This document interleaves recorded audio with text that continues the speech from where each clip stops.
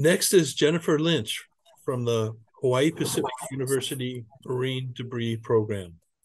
The goal of this challenge is to determine quantity of marine debris washing ashore in Hawaii, the efficiency of removal operations, and improve disposal operations so they are more environmentally friendly.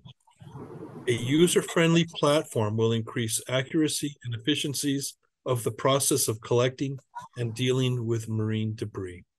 Jennifer, go ahead. Thank you. Excuse me. Hi, HACC participants. I'm Jennifer Lynch. I'm the founder and co-director of the Center for Marine Debris Research, and we are really excited to pitch a challenge to create the best database communication platform for reporting, dispatching, and documenting large marine debris.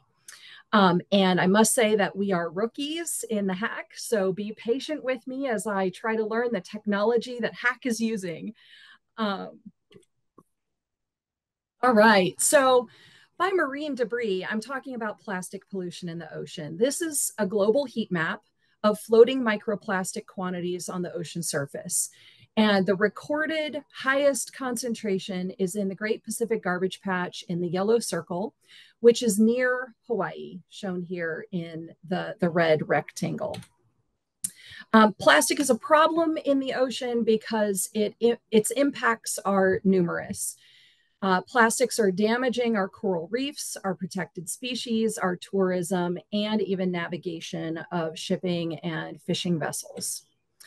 The Center for Marine Debris Research is studying the amounts, sources, impacts, and reuse of plastic pollution throughout the Hawaiian archipelago. And this is what large marine debris removal looks like here in the islands. The most productive removal organizations across Hawaii are listed here in this table. And based on a very ballpark estimate, combined, they remove about 200 tons per year. So that's a lot, actually. Next year, we want this ballpark to be an accurate and known amount of weights. And our guesstimate of removal efficiency, shown here, amount removed from the ocean across all the different regions and locations, is a guesstimate, which actually means my own guess of what I know these organizations are doing and few conversations I've had with them. This was not created with real data. Some significant proportion of the debris that's detected in the ocean is actually not removed. And our disposal mechanisms of landfilling and burning for power, shown here, can actually be improved by expanding these additional green bars into mechanical recycling and turning this debris into new plastic products. I'm excited to say we've been awarded funding from Sea Grant to coordinate and improve all 7 necessary steps to increase marine debris removal and begin mechanically recycling it into infrastructure products.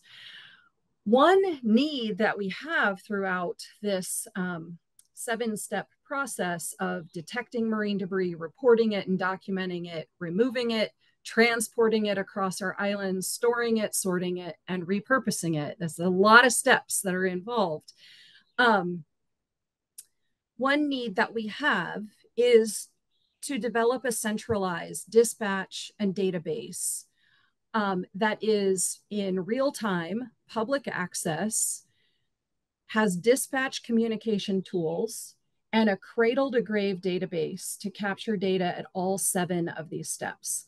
The database should report debris amounts and proportions by mapped location, over time, removal efficiency, debris type, polymer type, and disposal mechanism. We are missing the expertise to develop these tools at the Center for Marine Debris Research. We are chemists and biologists and marine scientists, not data scientists or computer whizzes. So now what I'll do is I'll walk through each of those 7 steps and highlight actually in orange text what our database and dispatch needs are. This shows steps 1 and 2. When the public detects large marine debris, they can call a hotline. There's actually 3 reporting options for people that detect debris to pick up their smartphones and let people know. The first one is public can call a hotline managed by the Division of Aquatic Resources. That's here. It's 8334 Danette's, which is a fun way to remember it. Unfortunately, they couldn't get an 808 number. And let's see, the second one is that the public can fill in an online form that is managed by the Division of Ocean Recreation, which is shown here, and its website to actually get to the form is shown at the bottom here. And the third one is meant only for commercial fishermen that are registered into our bounty project that find debris at sea. They can call or text a dedicated cell phone that we answer at CMDR. So what happens at the moment of reporting or after reporting is described here. So, and you can see this is a bit of a exercise. There's a lot going on, and each of the 3 existing options are very different. They capture different information. When you call this hotline, you get an automated phone system that tells you to press a number based on the debris type that you're seeing and which island you're located. That sends it to this third-party e-voice that will direct the phone call depending on the debris type and the location to a phone somewhere across the island. So there's a dedicated phone on Kauai, and it's answered by a state contracted nonprofit removal organization on that respective island. And then that person talks to the public and gathers the information for learning where it is, where the debris is, and when they saw it, and how big it is, what kind of truck do they need. The DOBOR online form is actually a really nice option of collecting all the information from the public in one sitting. A lot of people don't like entering form information on their smartphone, so we kind of want both of these options available. What happens after the public enters into this form, it sends an email with the form responses to 25 officials and removal organizations. So the removal organizations are getting in their email. Hopefully they're monitoring their emails. And then it's up to whoever can respond to go out and collect it. The HPU CMDR bounty phone, our registered fishers call or text us. We have someone on staff or a student monitoring the phone at all times. That information is gathered for HPU to then go and meet the fisher at the dock to receive the marine debris that they've removed from at sea. What we want is a standardized and streamlined communication tools across all these multiple reporting options. So good luck. I can't figure it out. And we would love for all 3 of these reporting systems to enter the data, a standardized list of data, into one centralized database at the detection and reporting phase. And that database would be managed by CMDR.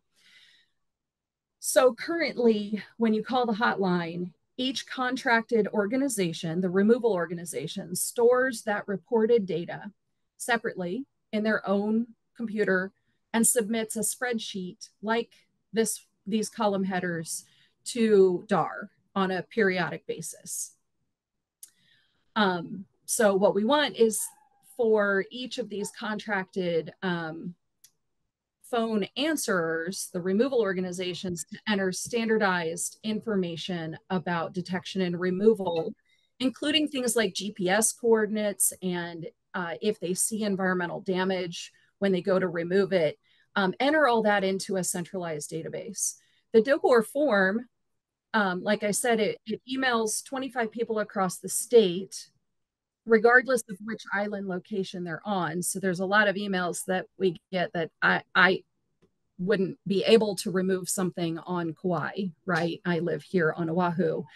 And then there's no ability to have some chatter. There's a lot of removal coordination chatter is what I'm calling it. This figure over here shows that kind of chatter. We at CMDR use WhatsApp, and that allows us to say, hey, who has the truck right now? Where are you at?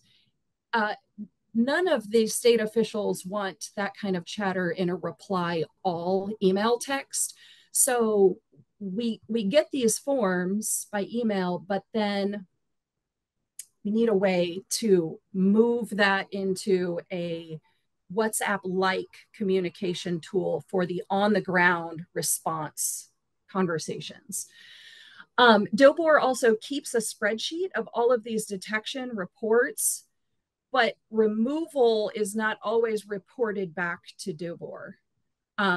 They're working to improve that, but they don't have a reminder situation that says, hey, did anyone ever remove this? So we are hoping for the public to be able to upload a pinned location, because I believe right now it's just simply you write your the island, kind of what beach you're on, and then you can describe some information about where you are, north or south of a pier or something like that. And the form, we wanted to automatically email people that are on the respective island that needs to respond, or those people that need to know. And then we want all of this information to also dump into our centralized database. And then as far as the CMDR bounty goes, we use the WhatsApp for coordinating our response. We bring paper data sheets to the dock, and we enter this removal information from the fishers into a Google Sheet. We need to turn our Google Sheet, which is a two-dimensional spreadsheet, into a centralized relational database. During removal, we then need to transport and store this stuff across the islands. And the partners on neighbor islands have storage nodes, and annually their debris will be shipped to CMDR Hub on Oahu. This is not yet happening, but we're working up towards that. And we want to know the storage location of each event and when it leaves one organization and comes to another. So step 6 is sorting the debris by type, either at the remover node on the neighbor islands or at CMDR. The debris is sorted into debris type and polymer. We do this to gather more information about the debris so we can estimate the sources of the debris, such as which fishery is losing it, so we can work with them to prevent the debris in the first place. And then the polymer composition information we use to understand what kind of best recycling opportunities we can do with the material.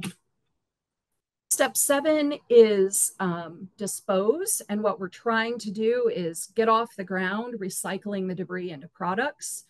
What we want is for the remover partners at the nodes or CMDR at the hub to enter their standardized data about disposal options used for each marine debris event into that centralized database. So we need to capture how much debris mass is disposed of by which mechanism. And some disposal mechanisms are listed here, and they're listed from the environmentally best to the worst option. And within the next few years, CMDR plans to establish a plastic recycling research facility where the debris can be mechanically recycled in infrastructure products here on Oahu, because this doesn't exist yet. Here I summarize the steps in photos to give you a visual understanding.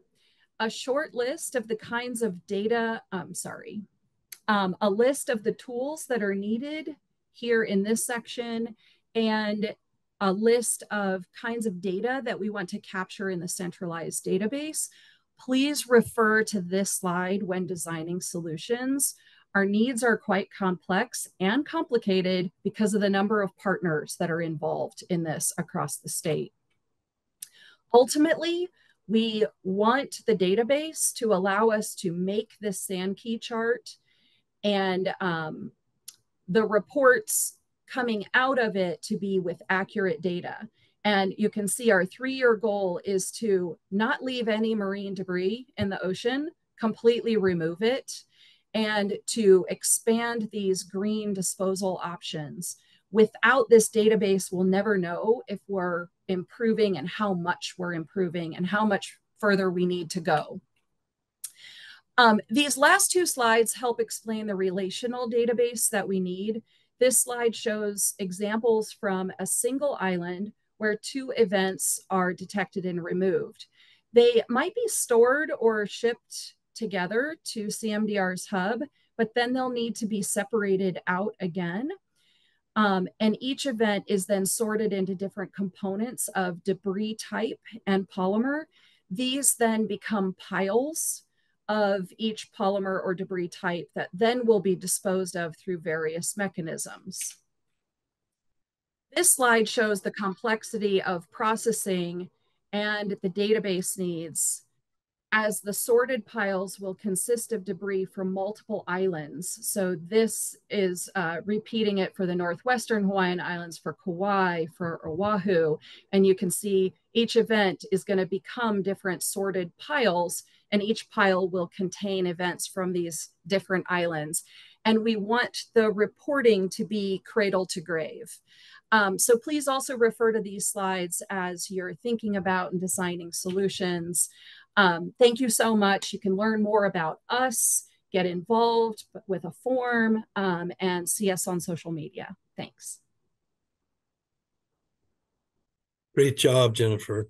Thank you. An important challenge and one that can really make a difference for people involved.